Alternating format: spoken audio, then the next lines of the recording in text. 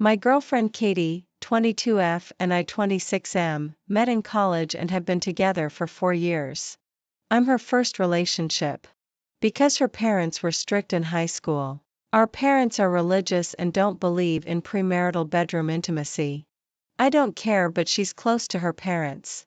So we've been waiting since she graduated. I was planning to propose soon. Had a ring picked out. I was head over heels for her. But that all changed last weekend. Katie has a male best friend, Liam, since high school. Her parents didn't like him as he claimed to be gay. She was excited to go to the same college as him, because it meant they could hang out. I don't like male best friends, but he was gay, so whatever. Except he came out as bisexual 2 years ago. I didn't like the vibe when he was around her. So I asked Katie to stop hanging out with him alone. She accused me of controlling her. I told her it was her choice, but I wouldn't stick around if she kept seeing him alone. It was our biggest problem, but we worked through it. The compromise was Liam and his boyfriend could hang out with us as couples. But we only got together twice before he transferred colleges. Katie stayed in contact with them. Remained friends after they broke up. Formed a gaming server with them and others. Most friends were men, but she assured me nothing was going on. Last weekend was Liam's birthday party and he invited her. Katie wanted to talk to me first. She wanted to go as she hadn't seen him in 2 years. It was a 2-hour drive away. Friends from the server were going. Liam's girlfriend would be there too. I had a trip planned so couldn't go, but trusted her. The problem started Saturday night. She texted me when leaving and when she got there. Texted a few times throughout. She planned to drive back at 9 or 10, but text stopped. I assumed she was having fun. Didn't bother her but watched her location. She got home at 2 a.m.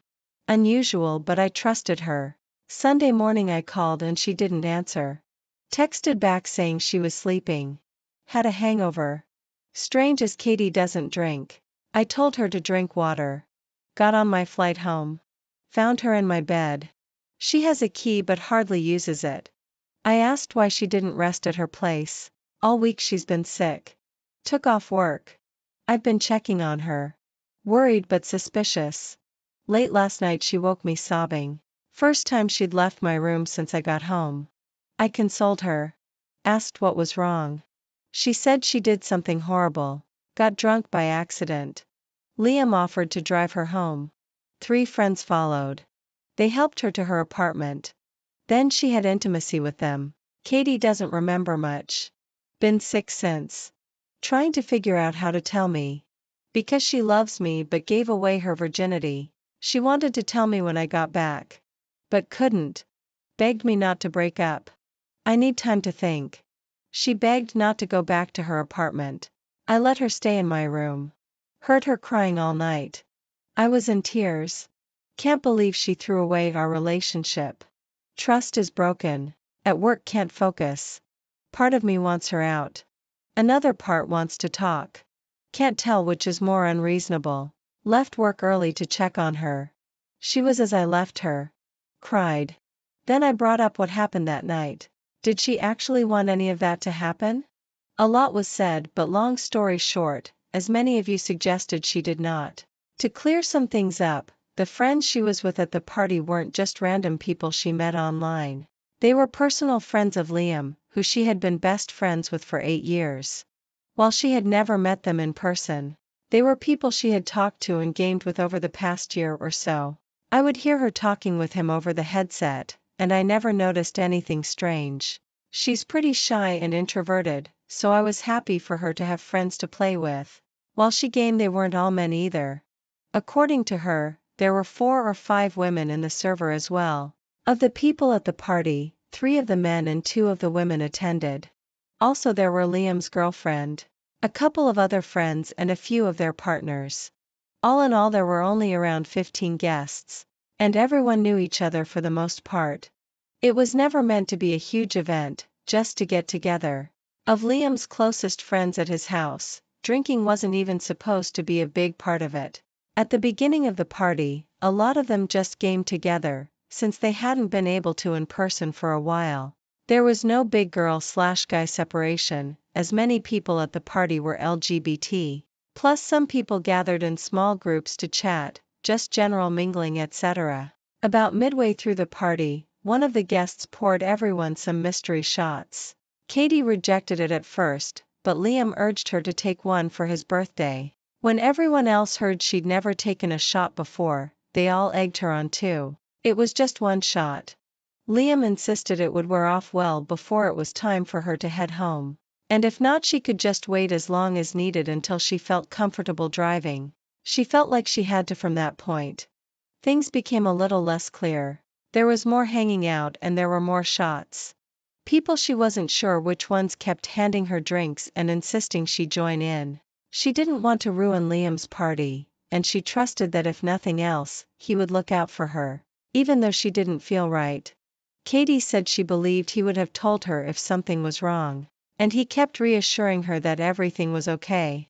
She remembers feeling really sick. She remembers seeing others passed out on the couch. She remembers Liam saying he wanted to personally take her home, driving her car to make sure she was okay. He said he felt bad that he had let her get so messed up. She remembers one of her friends from Discord telling Liam he would follow them in his car to take Liam back afterward. And she remembers 2 more guys from Discord getting into his car. She remembers Liam giving her a bottle of water in the car, to help her sober up. She recalls them carrying her up the stairs to her apartment laughing and being brought inside. I'm not going to describe any further than that. She didn't want any of what happened. Was she naive maybe? Did she probably miss some red flags and make some choices she shouldn't have? Sure, but Katie did not deserve that. The fault belongs to the men who did it. She didn't want to file a police report, and I'm not giving her an ultimatum. I've read up a lot on how horrific that process can be, and I fully support her decision. Of course, if she ever changes her mind and decides she does want to file a report, I'll be there for her through that too. What we are going to do is see a doctor. Part of the reason Katie says she spent most of this time curled up in bed is that she's been in a lot of pain. She really doesn't want to be poked and prodded down there. But after some convincing and reassurance, she agreed she's going to be seen on Monday. And will also get pregnancy and STI testing, which we're equally worried about, done while we're there over the weekend. We've talked a lot, we've both cried a lot. There's been lots of hugs and giving space when needed. I've opened up the curtains in the bedroom so she gets some sunlight in there, at least for anyone who is concerned. No, I'm not making her go back to her apartment. And for the pricks who suggested it. No, I'm not leaving her before or after her healing, to find someone who isn't damaged. And no, I will not be ratting her out to her parents. I'm taking the entire next week off to stay home and take care of her, go to as many doctor's appointments as needed, set up therapy etc. I don't think I can ever make up for leaving her alone the way I did this past week. But I will be there for her through anything and everything that comes next, whatever that may mean again.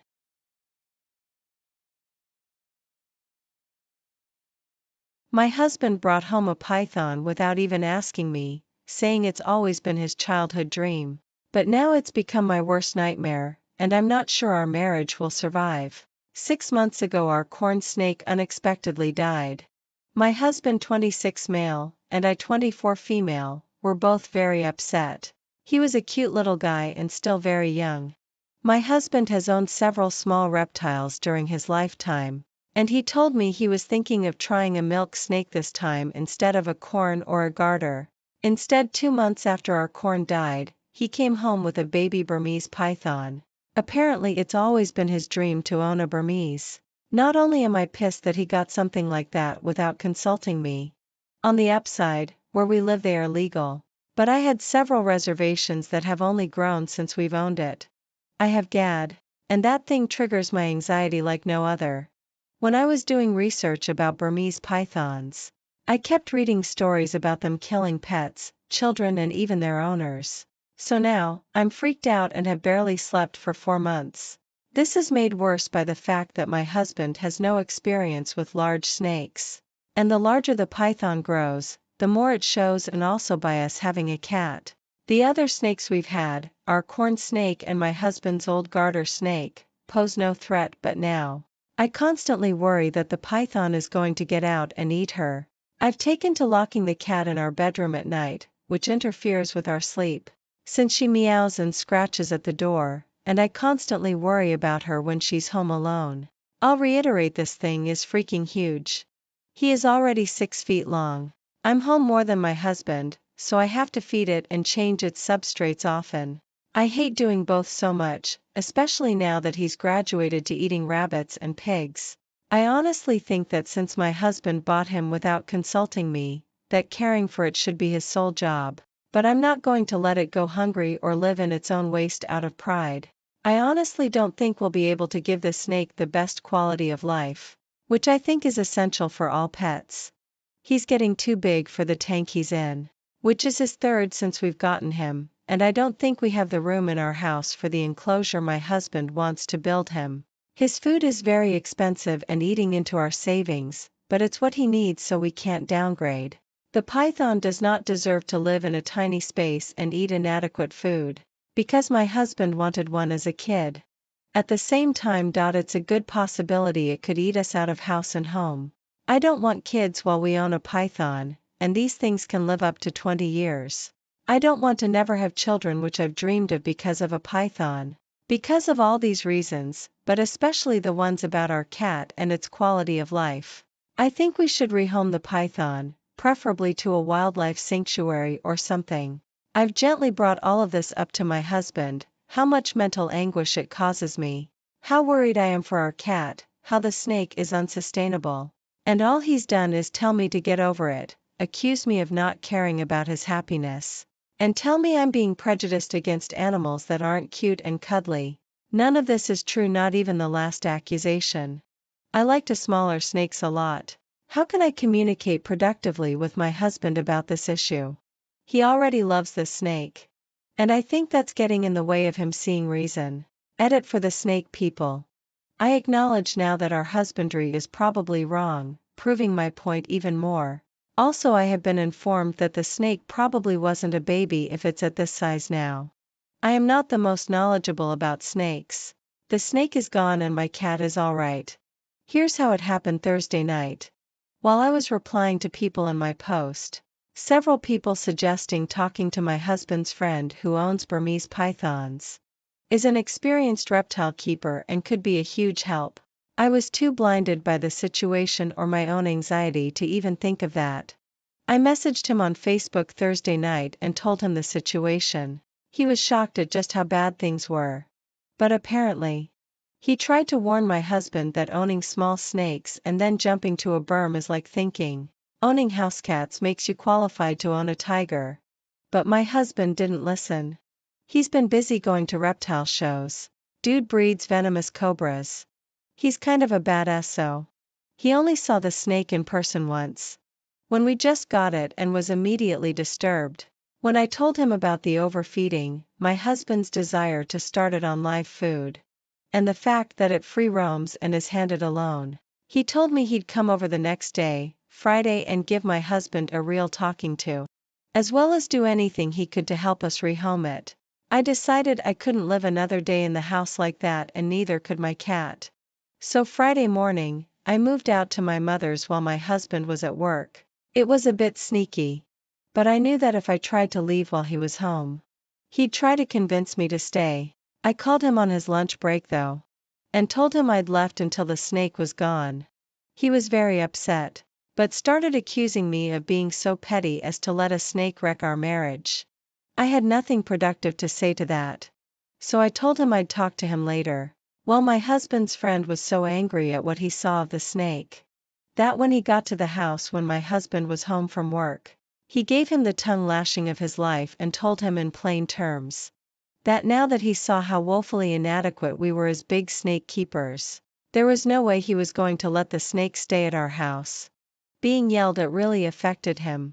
When my husband drove over to my mother's to talk to me, he looked like a kicked puppy. He broke down and told me that he loved me, that he was sorry for the hell he put me through, and that it had taken having reason yelled to him by an expert for him to really see what was going on, and that he understood now that the snake could no longer live with us.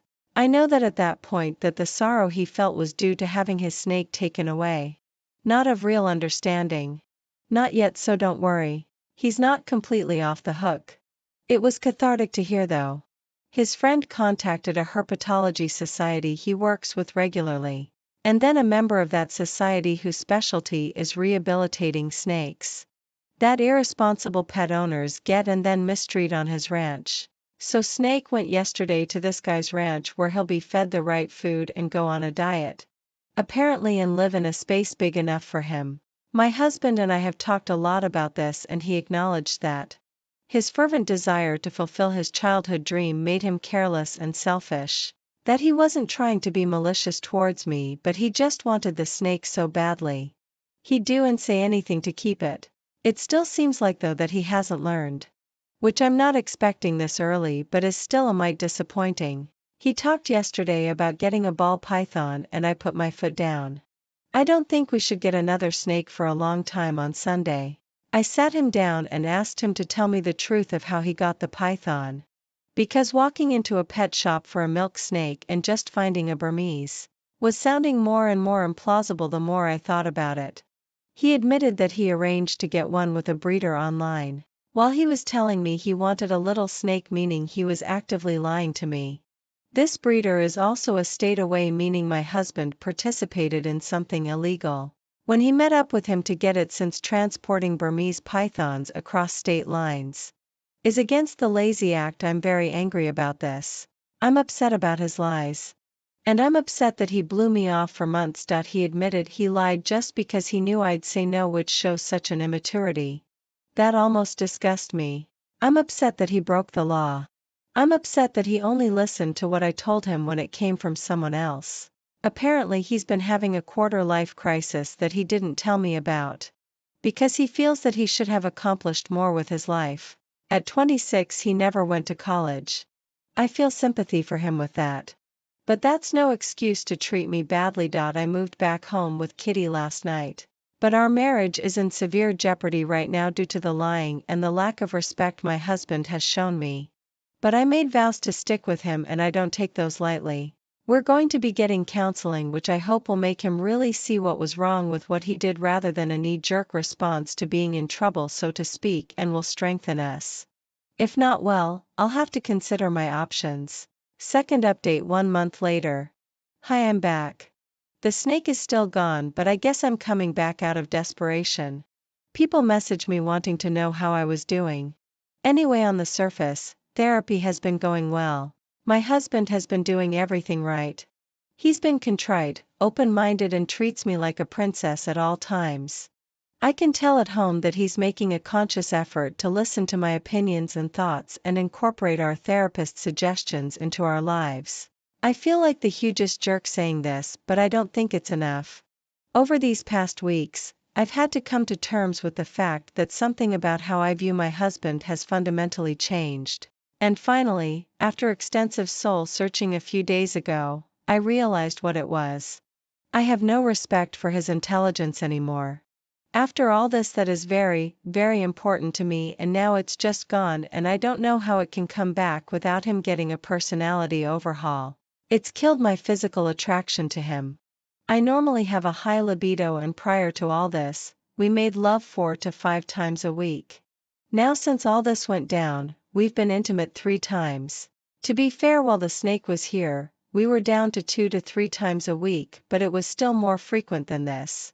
Despite all the changes he's making, he's still himself, and I don't think I can like who I know him to be now. He's still his goofy, absent-minded self who needs me to balance the checkbook and pack his lunch.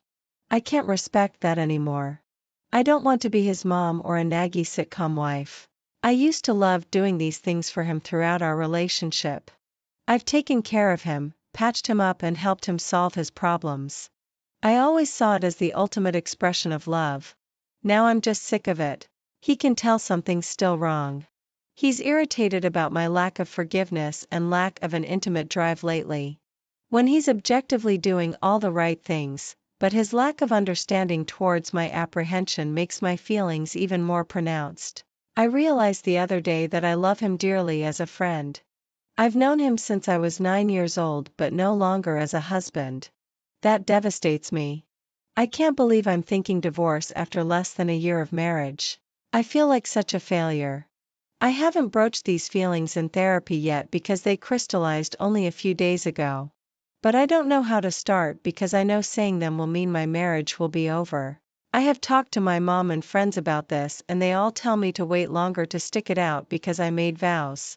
But I feel like I found out something fundamental about my husband that I wish I never had, and that nothing can be the same now. I really tried to work through the feelings, but after 3 months we separated. After being separated for half a year, we ended up making love. My grandma had just died.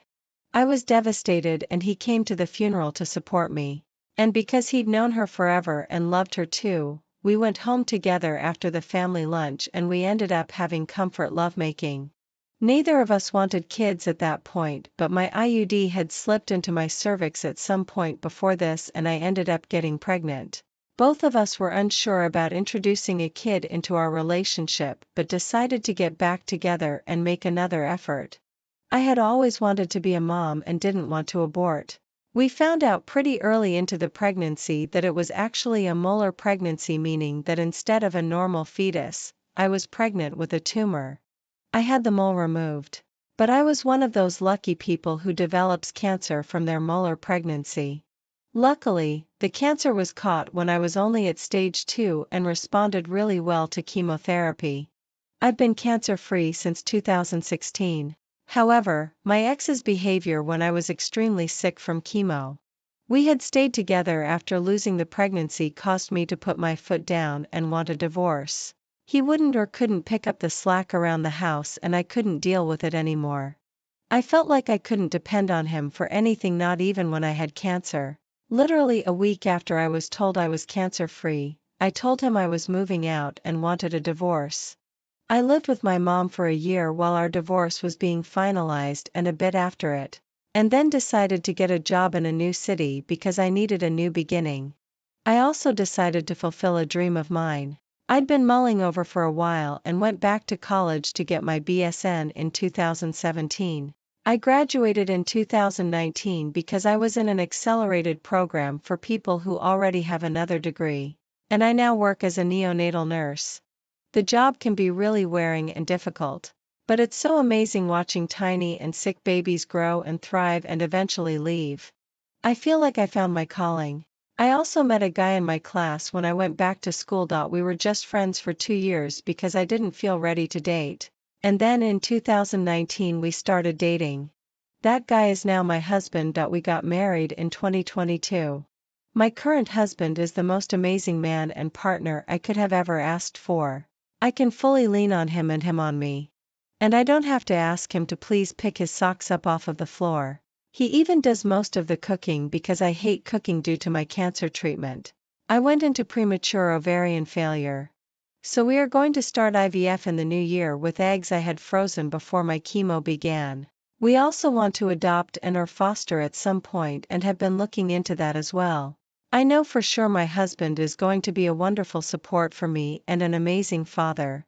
At the time of my divorce, I had no confidence my ex would be either of those things. I don't want to just bash my ex though. He is doing much better since we got divorced. A month after I left for good, he attempted to off himself and was put on a 72-hour hold at the hospital. He took their advice to follow up with a psychiatrist seriously and was diagnosed with ADHD. It explains so much about how he was when we were together a little later on. He was also diagnosed with autism. I don't speak to my ex because it's too painful for both of us, but my mom is still close to his mom and has given me some updates. He's taking medication that's really helped his ADHD and was able to go to trade school. He has a much better job now and has been in a steady relationship. I wish him all of the best. I look back on my old posts and all I can do is shake my head. I was putting up with so much I would never put up with now. I also though I was so grown up because I was 24 and married, but clearly I still had maturing to do. Part of me feels sad for my ex too because he was struggling for so long, and I was writing him off as unhelpful.